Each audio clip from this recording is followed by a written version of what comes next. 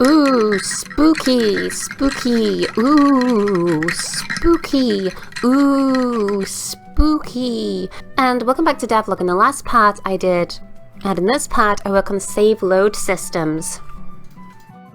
Here's a fun fact about saving and loading. It's annoying. The first thing when coding a saving and loading system for me is actually figuring out what needs saving and loading, which may sound unruly when considering every aspect of the game, but when thinking about it, there's a lot of systems that I don't actually need to save. For example, a lot of information can be reasonably deduced by basic reading of different values. For example, I don't need to keep track of how many times the player has died total, because I keep track of how many times the player has died in a level. So if I want to know how many times the player has died total, I can just add these values up. The same with if the player has unlocked a certain costume. These are going to be either unlocked with collectibles or unlocked with level completion. And since I'm keeping track of level completion and keeping track of how many collectibles the player has picked up, I can just count the number of collectibles and the number of levels beaten, and then just unlock an outfit on start if the player has met these values. Another thing is if a player has unlocked a level. This is very simple. The player unlocks levels by either beating one specific level or beating a specific number of levels. So all I have to do is check every single level in the save file to see if it's been beaten, which is pretty simple. There's only 14 levels in total. And then if X number higher than required number, the level can just unlock automatically instead of having to keep a value for the level being unlocked in the save file. Now the actual system for saving and loading is very, very simple. I just have 3 different values. Technically 4, but I'll get into the 4th one.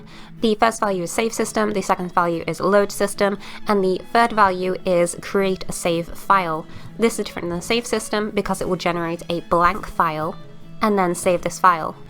In order of importance, the save file system is a system where it will generate a JSON file based on the player information that needs saving. This is if the player has used a save file before, the name of the save file, every information about every single level in the actual save file. So this is just an array of different values, this being if the level has been beaten, the chunk we have progressed to, this is for saving and loading mid-level, the respawn index we have progressed to, which is different than chunks.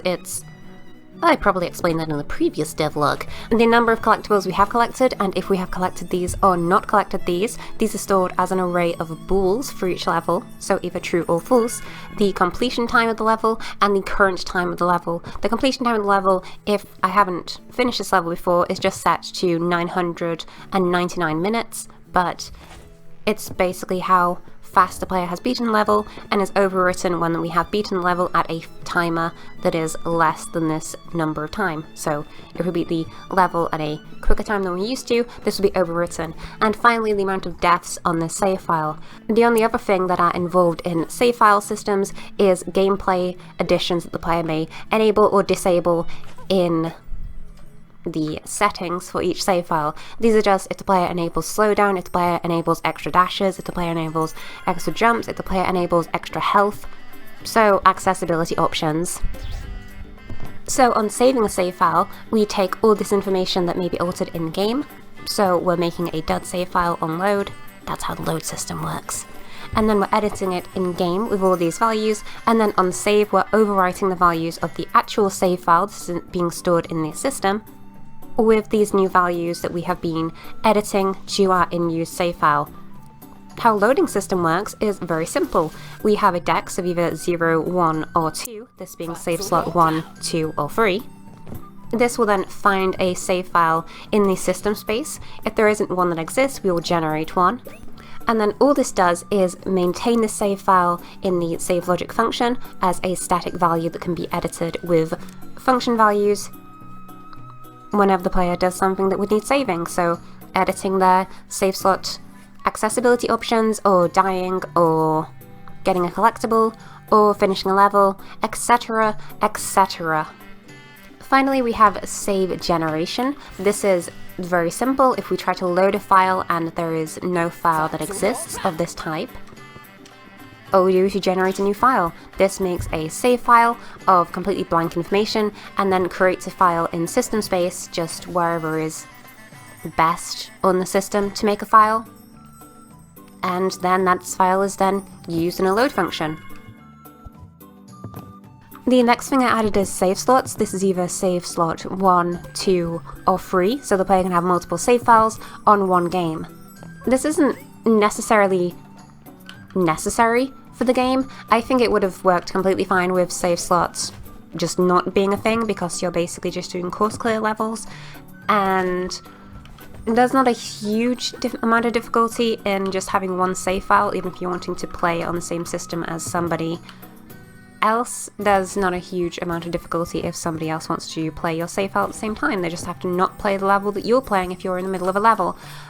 But I thought it would be fun to code save slots, so I just wanted to add it to the game. And it's a nice feature, I think, if you have an annoying little sibling who's always on your save file and they don't do anything, but I don't want them to touch it. So save file slots work very simply.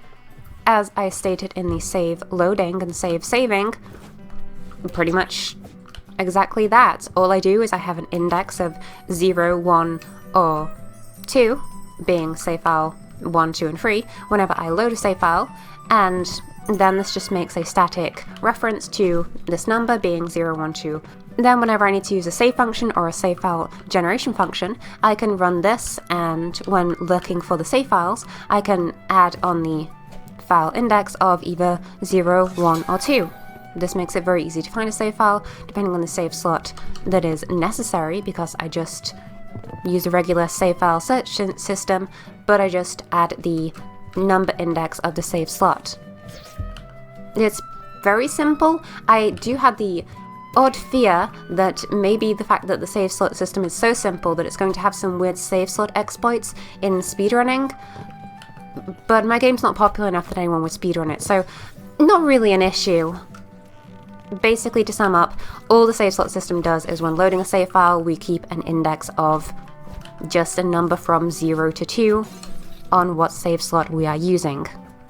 Next is how the game actually reads the save file information. So when loading a save file, we basically are just making a dud of the actual save file that is in the system space. So we just create a duplicate of the save file in system space, and then change its values or read its values from this duplication. This means that all I have to do when reading information that would be required on a save file is I find this duplication and I read its information. This is very simple. I just find whatever the save file object is, this being the game object that contains the save files. And then if one of these exists in scene, I just read its information and change certain values or UI information depending on our save file. Examples of these is the number of collectibles the player has collected, if a level is unlocked or locked, depending on if the player has progressed far enough in the game, if the player's level timer is a certain amount, if a level should be straight loaded normally, or if the level should be delayed and have the player have an option to reset the level or play from their current progress points. Basically, I just have a reference to the save file that everything else that requires a save file can detect if a save file exists for debug reasons, and then read its information based on this save file. Next, I handle when the player should actually save. This is pretty simple. All I do is I have a reference for if the player has progressed in the level. This is if their chunk index as they progress through a level is increasing by a certain amount. If it is increased one more chunk than their previous chunk, I will save the player's progress because they have progressed sufficiently through a level. If the player has collected a collectible, I will save their progress. I don't save progress when the player dies because it's not really necessary to save progress every single time the player dies. I don't save progress as time progresses in the level because, again, it's not particularly necessary. I save progress when the player has finished a level, and I save progress when the player has exited a level with the save function. Ideally, I would hope most players save and exit a level in order to actually properly save their level progress, but if a player wants to just punch the power off button on their computer as a way of exiting a level, well, hopefully the auto-saving system will sufficiently save their data as they progress through a level, so they won't lose too much information.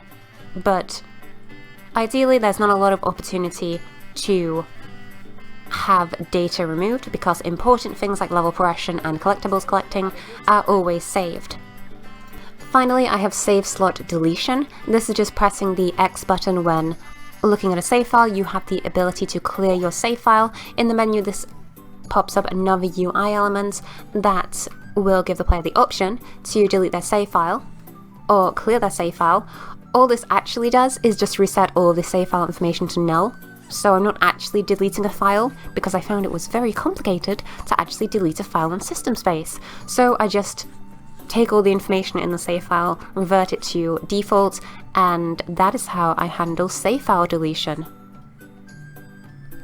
The only complicated part about this is I have to keep track of which save file the player is selecting when they are doing this, because it's not an actual button press using UI buttons, it's a fixed update. If the player has pressed the left button, whatever file they are selecting or highlighting will be deleted. This was basically done by testing what the UI is selecting, and then since I already have a reference to the save slots based on the UI needing to feed information to them, I can just check if they are selecting file 1, 2 or 3. I will then change the UI to say which file the player is selecting and which file they are wanting to delete, and then I just clear the file if the player selects confirm. And that's it for Devlog. There is a couple extra things, extra Devlog content, I would like to discuss now because I think they are interesting to the system, but they're nothing to do with how the save file system is created. First of all is the UI. You may be able to tell that I am not a fan of making UI, and I don't think I'm particularly good at it. I do like the UI for the save slots, even though they need a lot of editing and placing in the main menu. I think the usage of them being backpacks that open out and spill out your information is pretty cute. They're also the backpack that Pep-Pel is wearing. Isn't that a cute feature? Wow, that's adorable. The next thing is encryption. I don't use encryption on save files, which is a thing you can do to turn the save file into binary or a language that is hard for the player to read and edit. This is useful if you don't want the player to edit their save file with a text document editor, but I, 1, don't care, and B, when I tried to code encryption, it broke the system, and I didn't want to try again. It also made testing the save files very difficult because I couldn't just access the save file myself and see what was being changed in the actual text document. I had to unencrypt it and then view it in the game. So I just decided to not encrypt the save files. Personally, I don't particularly care if a player wants to edit their save file to have all the collectibles or finish all the levels in 2 seconds or unlock all the levels. You're only cheating yourself, and I, again, don't care. At all. Edit your save file to call yourself Splungly Blungly. Do it, I don't care. The only real issue with non-encrypting the save files is that a player may potentially play through a level, get to the end of a level, save and quit, go into the text file editor, edit their playtime on this level to 0 seconds, go back into the game, and then finish the level at a 0-second time. This is an issue if I want to add online scoreboards for how long the player has taken to beat a level, which I think would be interesting considering the game is generally about beating levels as fast as possible, and having players being able to use a very, very simple exploit to finish the level in 2 seconds is a really bad thing. The solution to this that I'm probably going to use is that if the player wants to add their score to a scoreboard, they will have to actually play the level in one sitting and not save and exit. This is probably kind of awkward for players who want to save and exit a level a lot, but I feel like if a player is saving and exiting a level a lot, they're probably not going for a world record time, and maybe if the player has exceeded 10 minutes on a level and then they save and quit, I can still upload that score to the scoreboard because it's not going to be trying for a world record time anyway, and it probably isn't edited because it's a pretty long time to finish a level. But that's it for Devlog. I was generally putting off doing save loading systems for a while because it's just kind of a bother to work with. It's not particularly difficult to code, it's just very difficult to test. But now that it's added, it was actually a whole lot of fun to code. I had a really good time coding save load systems. I had never coded it before, so it was a whole lot of fun. If you haven't coded the save load system for your game before, I would recommend it. It's funny, you get to play with files. As a fun little addition, the save file name is called Pep-Pel, so I think that's pretty funny. Next devlog will probably be about the collectibles, which are in-game that I had to add to even test the save file. So the next devlog is about them, the funny Gemeralds, the 12 Chaos Gemeralds.